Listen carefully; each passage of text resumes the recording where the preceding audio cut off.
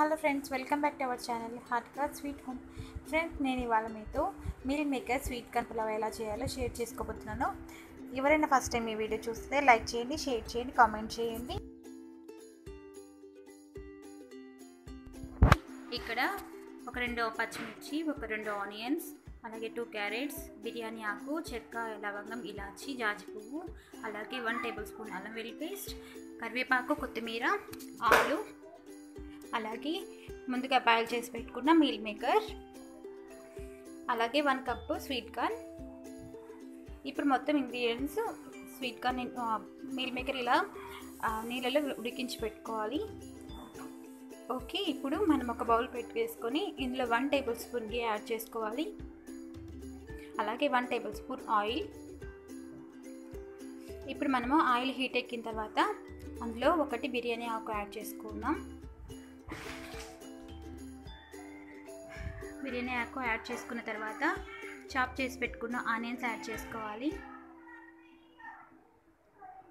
అలాగే పచ్చిమిర్చి, క్యారెట్, టమాటా ఇవన్నీ యాడ్ చేసుకొని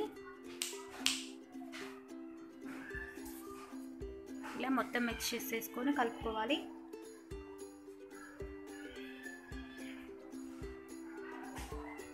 ఇవి మనకు లైట్ గోల్డెన్ కలర్కి వచ్చేస్తే సరిపోతుంది, కొంచెం వేగితే సరిపోతుంది.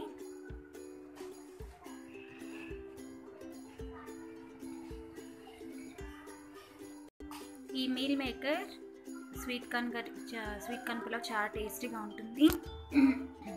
దీంట్లోకి మనము అలాగే 1 ఇలాచీ కూడా యాడ్ చేశాను. ఇలాగే ఇంట్లో కొంచెం దాల్చిన చెక్క పౌడర్ కూడా యాడ్ చేశాను ఫ్రెండ్స్. ఇలా మొత్తం అంతా మసాలా మొత్తం వెజిటేబుల్స్కి పట్టేలా చూసుకోవాలి. తర్వాత 1 టేబుల్ స్పూన్ అల్లం వెల్లుల్లి పేస్ట్ యాడ్ చేసుకోవాలి.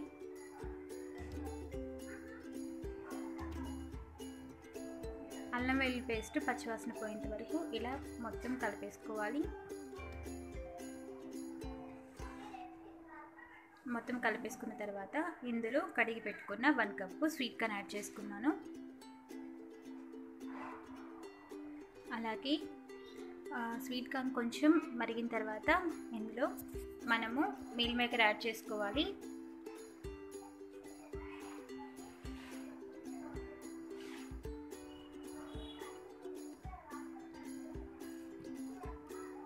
ఇప్పుడు మీల్ మేకర్ యాడ్ చేసుకున్న తర్వాత ఒక 5 మినిట్స్ అలా వేపుకున్న తర్వాత తగినంత సాల్ట్ యాడ్ చేసుకోవాలి.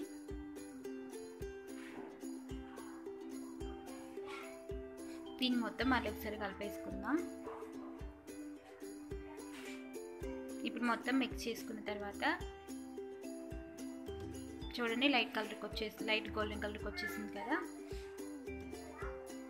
ఇలా మొత్తం కలుపుకున్న తర్వాత ముందుగానే కడిగి పెట్టుకున్న రైసు, నేను 2 కప్స్ రైస్ తీసుకున్నాను,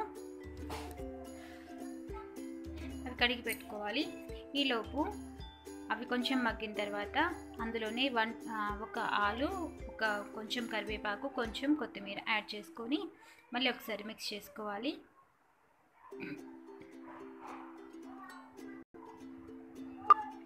ఇప్పుడు నేను ఇక్కడ 2 కప్స్ వాటర్ యాడ్ చేస్తున్నాను. 1 కప్ రైస్ తీసుకున్నా, అలాగే 2 కప్స్ వాటర్ తీసుకున్నా.